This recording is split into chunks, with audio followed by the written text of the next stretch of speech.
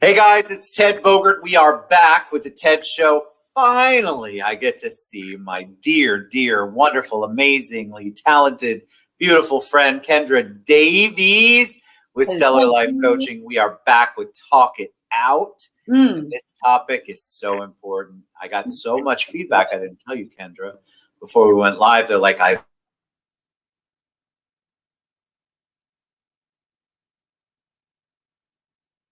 Mm-mm. my web is apparently being funny today. I am back. There you Welcome. Welcome to the show. It's great to see you. How are you? I am so good. I am good. You are. I mean, whatever you can share with them, give them a little bit about what's been going on with you. I've Yeah. had lots of questions. You're kind of like the Kelly Ripa, where everybody wants to know where you've been. Can't make that up. And I'm like, I don't know. We've had crazy schedules. She's Yeah. busy traveling the world with Richard Branson and Forbes and all that good stuff. So give us the 411 on what's been going on with you. Yeah, I have been, we had our first stateside retreat with the Phoenix retreat. I'm still slaying dragons in the coaching world and maintaining my clients, and it's been a lot. And I am working on a book. Oh, In your and spare time, yeah, with the abundance of spare time that I have. Um, and I've been kind of contributing and working with a PR firm. Shout out to UBA and Rhonda Swan. I've been working with them and they've been fantastic. And I actually had a recent feature in Forbes. I mean, what was that like when you got that information? Like, did you freak out? I would freak out. So it's one of those things where they're like, yeah, this is going to happen. And I'm like, okay, cool. Like, here's, cause it's like expert advice. So I'm like, okay, here's my expert advice. And then I'm like, it's whatevs, like it's like weeks in between. Like I wrote the thing, like I overthought it. I sweated it out. I waited till the last minute. They were like, we need this by 9 p.m. And it's like 8:42. So I write it, I hit send and I'm like, whatever, it's going to be. And then they're like, it's going to go live. And I'm like, and then they sent me the cover images. And I was like, okay, it's getting real. This is real. This is so real. Forbes is a big deal. Ted, I have a Google alert notification that was like Forbes.com used your name. And I was like, You got to frame that. It's like the first dollar bill at a restaurant. I mean, these are big deals. It's so big and it's so beautiful, and I'm so pumped. It's exciting. It's momentum. I'm so excited for you. Well deserved. You make such an impact on people. That's my version. All right. Congratulations. Big kudos to you. Big deal. Love the pictures from the retreat too, which I think a lot of people asked about all of the extracurricular stuff you do, meaning webinars, workshops, seminars, online courses. All the yes. things. So I'm very glad that you shared some of those pictures. I think that people are hungry for what you do. We all kind of need it. We just don't know where to go for it. So that's why this show is so important, because it gives people an insight into what you do and your knowledge, and we're all hungry for that too. Well, let's do it. I'm here. Let's do it. All right. So I posted this crazy thing, and I don't create my own memes, so do not. I get people go, "That's such a good one, Ted."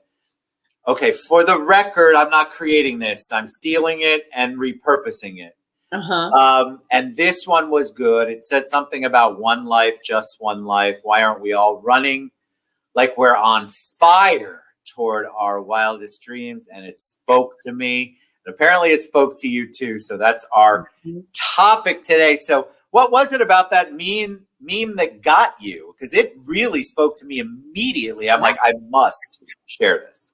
Well, for me personally, with everything that's going on, between working with the PR firm, like managing all the things, I definitely feel like I am on fire, and I feel like I'm running towards my wildest dreams. Like, this is shit that I did not think This is it. would be possible, right? Like, and I think it's all happening, and I think all of the energy and the effort and the momentum that is being built, I feel it. I feel like that is what I'm doing now. But what actually inspired me to say, I want this to be our topic, isn't that the good shit that I'm in now. It's that feeling of like, I can't, I won't, it's impossible. It's not going to happen for me. Who am I to think that I can do this? You know, like it was the negative thoughts and the mindset that I had just before I made the decision. This is so important. I want people to understand what you're saying, and correct me if I'm wrong. The Forbes thing is giant. So Kendra gets to be in Forbes because she is that talented. I'll say it. You don't have to. That doesn't mean it doesn't come along with questions about why, or, oh my God, I'm going to look like an idiot, or God, who wants to listen to me? Why would anybody want to listen to what Kendra Davies? There are still insecurities, might be the wrong word. You'll frame it for me. No, you can say it. Insecurities of, holy crap, you're going to find out I'm not the person you think I am. It can be very overwhelming. Yeah. So when you share that, it's so good, because I think people look at us sometimes and wonder, oh God, I wish I was like them. I wish I had every bit of confidence in the world. And listen to me, we struggle every day like you do. So I'll let you take it from there.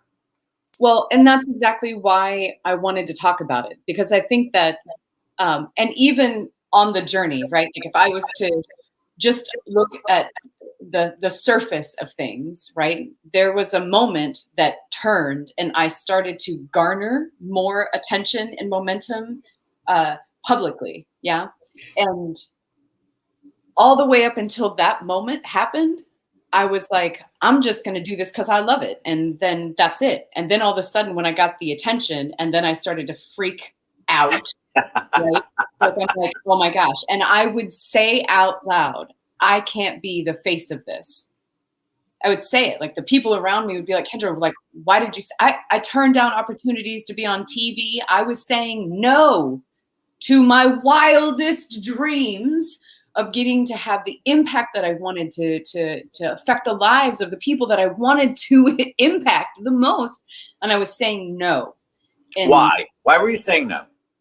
I mean, fear, insecurity, doubt. I thought I needed to have all these check boxes checked first. I thought that, I needed somebody that was like bigger than me to come in and like, be like, I deem you worthy, you know?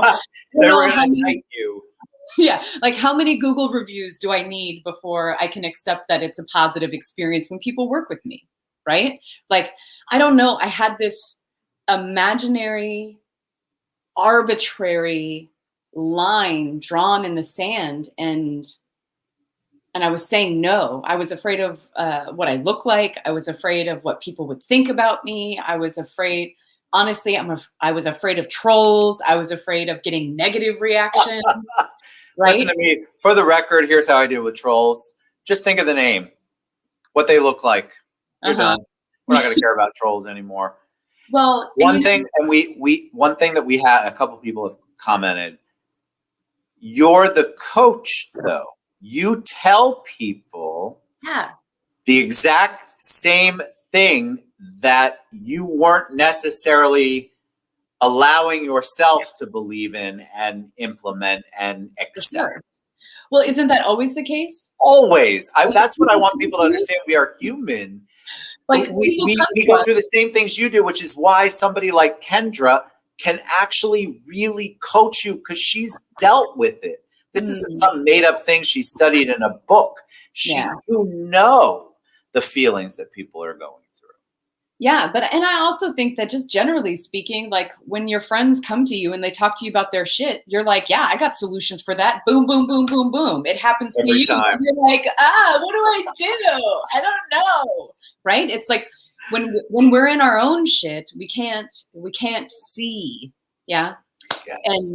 And I feel like I wanted this topic because I want to address that, right? Like I think that I often get asked for, what are the 1, 2, 3, 4, 5 steps I got to do to just break out and have my time in the limelight? And the answer is always, you just do it. And nobody loves that. No, because you haven't given them the formula, the exact instructions Exactly. on how to go from point A to point B seamlessly and dreamfully and successfully. You've told them you just got to jump. You just got to jump, but it's not just the jump. It's that when you jump, you commit to something. If you don't make a choice, if you don't say, I want X, you will always get A, B, C, D, E, F, G, all the way, everything but X. You'll get all that. You'll cast this wide net. You'll get a bunch of shit that you didn't want. And you'll say, well, why don't I have what I want? Why don't I have what I want? And it's because we have to jump. We have to be willing to try and to fail. And like, I knew the moment that the momentum started building and I started writing the articles and I started working with the writers and I started doing the things, I'm like, Kendra, this shit is going to get real. Like, it's going to happen. Are you ready? And my answer was yes. Good. Yes. As it should be. I'm because terrified. most people would a lot of people would self-sabotage that. Yeah. Oh, and there's going to be a chapter in my book called Self-Sabotage and how I did it for like the first Literally, let me write the foreword to that chapter because I get it. And this is like part of the process, you know? Like getting to that commitment is about getting rid of all that other shit, all the shit that's in the way. You know, what is in the way is the way. It is the way. The thing you say you can't do, the thing you say is impossible.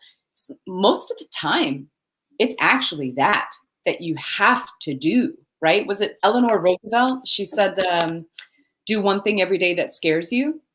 Yes.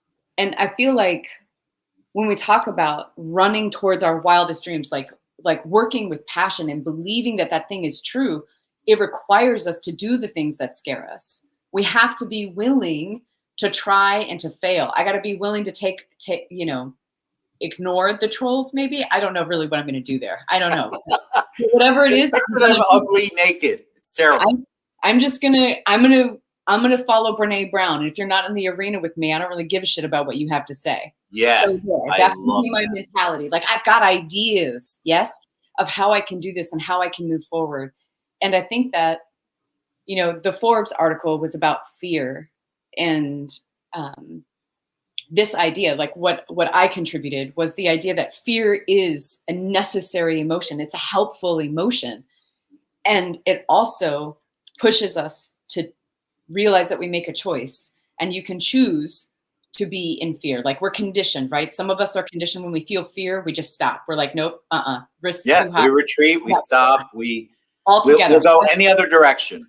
Exactly. And then there's the other one on the other end of the spectrum, and this is where I lived for the most of my life, was like, oh, I'm scared. Fuck it. Gas and matches. That's where I'm at too. Every day. And some days I'm like, wow, did you just do that? What'd you get yourself into? But it's also very emancipating. It is to be able to just go screw it to the fear and actually jump in. The problem is that we are so conditioned. You mentioned it earlier. We're conditioned to find a detour around the fear. Yeah. And there is no detour. That's there really isn't. You can do all the other things. You can get everything but X. X is what you want, and you can get everything but X, but nothing's going to feel right. No. So why do you keep going for A, B, C, D, E, F, G when you want X?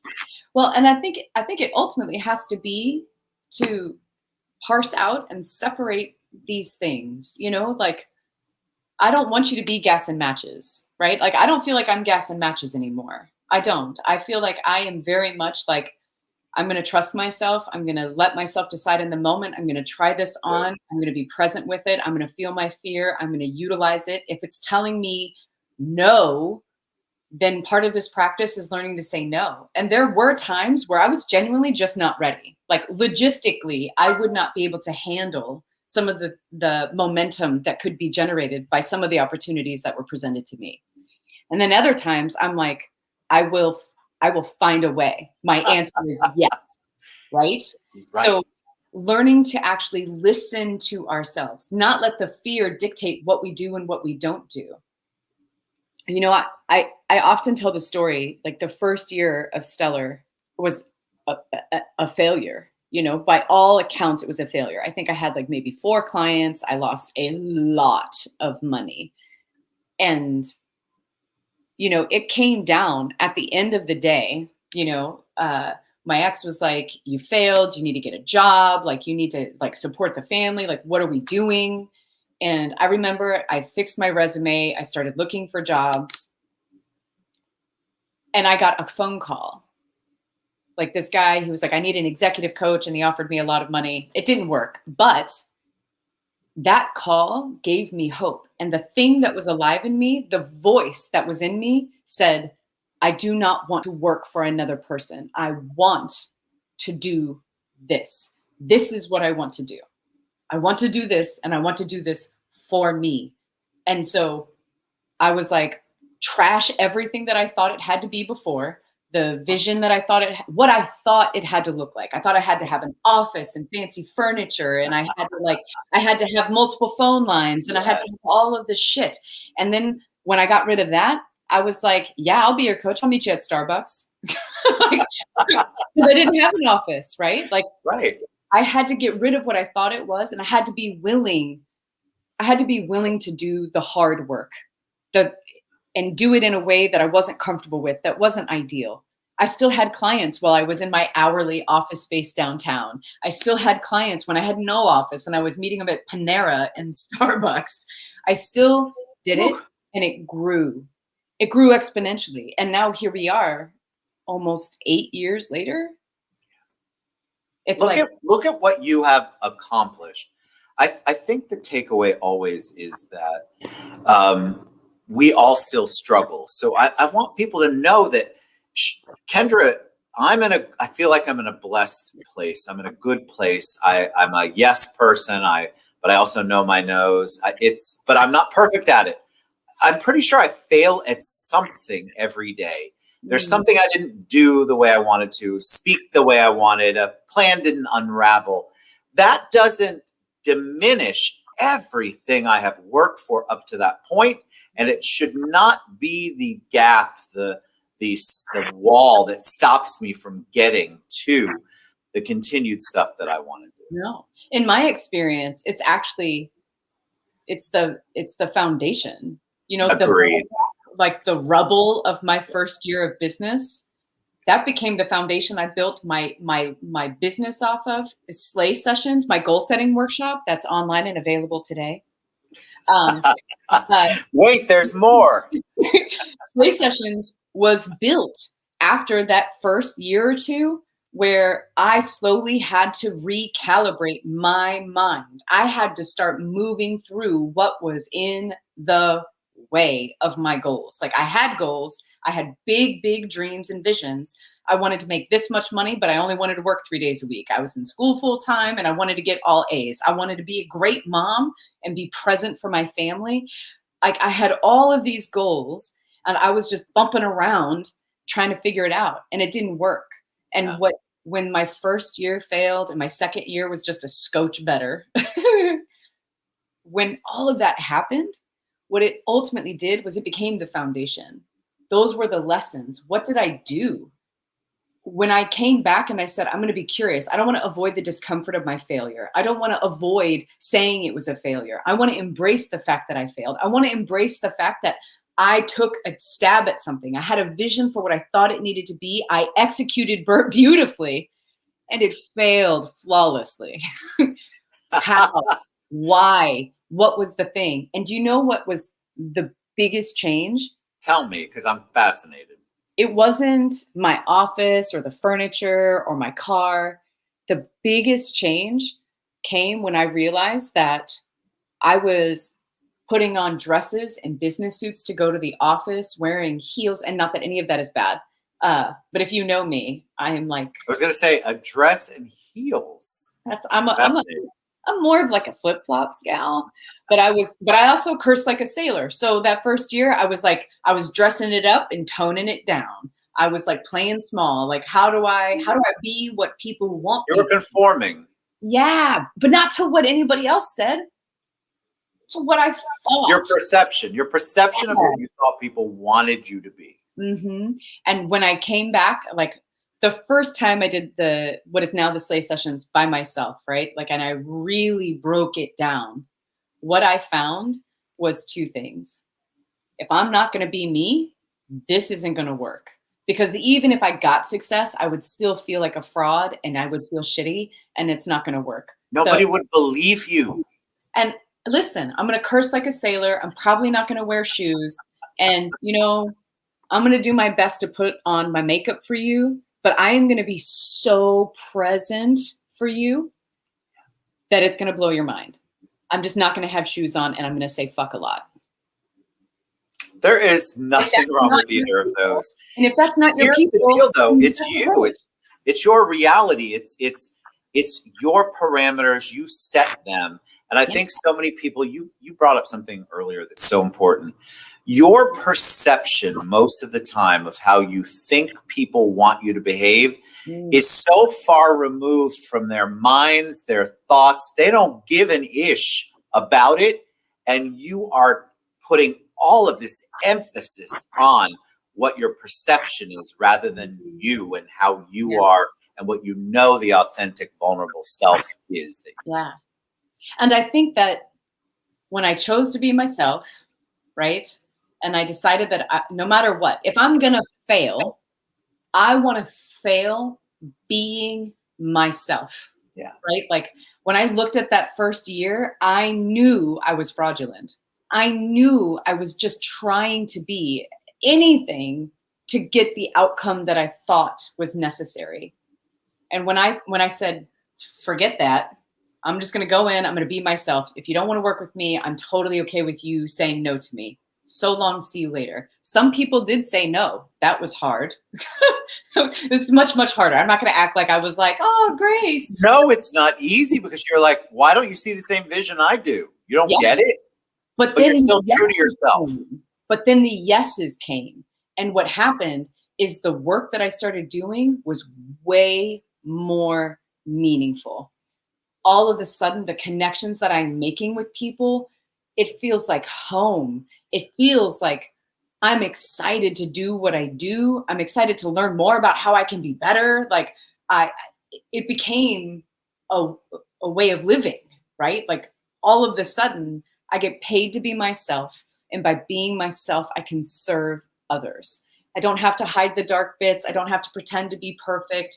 I get to use every single bit of my story to serve other people. Every single bit. I don't have to curate any of the pieces.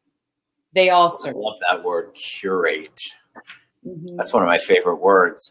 Here's the thing that I think a lot of people they struggle with. Besides the perception, they don't know. They haven't defined what their wildest dreams are in a way that they even know how to begin to take the first step. Mm-hmm. Now, did I want to be an astronaut when I was 11? Probably. I don't know what I wanted to be. Probably not what I am right now. I can tell you that. I didn't know any better, but I think a lot of people don't know how to define what that is. And so there's so much struggle. Like they look at you and go, she is meant to be a life positivity coach. She says what she feels. But that's not something that is easily defined. And I think a lot of people try to put themselves into these parameters that the rest of the world might know, or, oh, I understand that. Most people don't understand what I do, and I know they don't understand what you do. And that's okay. Why is that bad? That's the part I'm like, I don't care if I understand what you do. Are you happy doing it? Are you making impact? Is it doing well for you? Are you supporting yourself? Is this what you're running toward on fire? Good, yeah. I support you. I don't have to understand all of it, but your passion and your belief system will drive you past all of those haters, those people that say you have to be in this little square box. You're a life coach, Kendra. Don't you have lifecoach.com? Aren't you certified in 75 different people's pretend certifications? It's all bull. Yeah. Well, and here's the thing. I'm big on definitions. Yeah. I'm big on defining things for yourself. Define what it means to be successful. Define what it means to be authentic and honest, and define what it means to be you 100%. And then also realize that you're totally allowed to wake up tomorrow and be like, fuck that. I don't want that anymore. And then you can go back to the drawing board. But here's the thing. The only way out is through. There is no shortcut. It isn't going to be or feel easy. You know, learning to love yourself often starts by admitting that you fucking don't. Exactly. Learning to embrace and choose a dream starts by saying, I have never asked myself what I want from my own life. That is a tough realization. But guess what? Until we do that, we don't get to the joy. We want the joy. We want just add water, shake it. Seriously, immediate satisfaction, gratification. But we all want it. That's the human condition.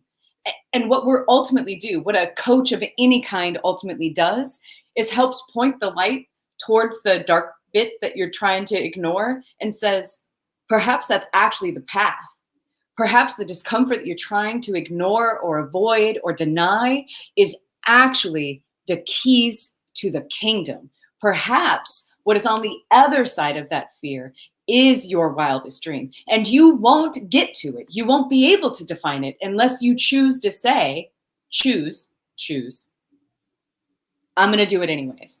And if it messes up, I'm going to change my mind and I'll do something else. It really, think about it, Ted. How many different careers have you had in your time? Different careers, different industries, different businesses. I mean, it's insane, the amount. I had like at least 12 different jobs by the time I was 24. You know what I'm saying? Like between 16 and 24, I was like, yeah, I want to work in an animal hospital. Yeah, I want to work retail. Yeah, I want to be an administrative assistant. Yeah, I want to do your taxes. Yeah, I want to do this.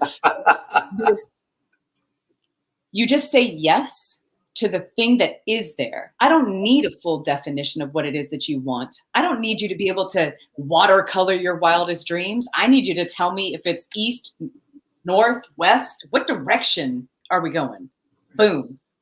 One step that direction. Everything else will unfold. Agreed. If you don't know what direction it is, ask yourself why you're not doing the thing that you want to do. And that why, that is the direction you go. Everything else will come from that. Everything. All right. So there you have it from the one and only Kendra Davies. See how fast that went? Jeez, we got to do these more often. Sorry. It's been a day. And that is only water. God, all of you people, they just happened to put my water in a wine glass. I swear. I tell you, if it was. People actually messaged me and said, is that wine? No, I wish it was. All right. What's the best way for them to reach out to you to learn more about what you do, to find out about slaying and life coaching and positivity? So you can go to stellarlifecoaching.com to get all of the information. You can also find me on Instagram at @stellarcoach. And if you are following Ted at all, you have the access to me on Facebook. I'm here to answer any questions that you might have. Slay Sessions, the goal setting workshop, is actually online, and we're doing a special right now, so it's only $99. Nice. You may want to get on that. That's awesome. Then, if you want to see the Forbes article, find me on Instagram at @stellarcoach, and the link is in my bio. I love it. Congratulations. Amazing. Well-deserved. Forbes is only the beginning for you. I know it. Love you to pieces. Thank you so much for sharing your heart and soul with us. It was excellent as always. Go to stellarlifecoaching.com, or reach out to me. I will get you in touch with Kendar or Kendra. And to be honest, Ted, I never even read the article. I get past like my picture and then Forbes, and I'm like, it's a stupid, crazy English insanity degree. And it's not even a full degree. I have a minor in English. My children hate it, though. They call me the red pen guy. You're amazing. Thank you. Guys, listen, run. Get it. Get on fire about something in your life, please.